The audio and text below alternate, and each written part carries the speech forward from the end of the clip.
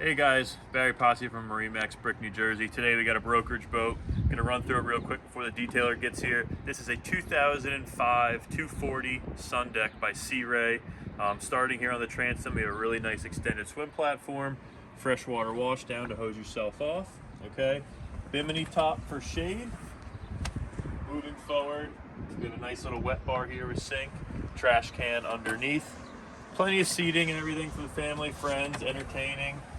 Swivel captain and co-captain chairs here with flip-up bolsters as well. At the helm, you have trim tabs, okay? Your sound system, remote head unit, larger head unit in here. This boat has a brand new 350 mag Mercruiser in it, brand new, okay? It also has a 2021 tandem axle trailer. In here, the head, we have a nice pump-out style head with a freshwater sink in there as well, and a portlight for good light inside. Moving forward to the bow, nice loungers on each side, storage in the floor, pedestal table here as well as in the cockpit.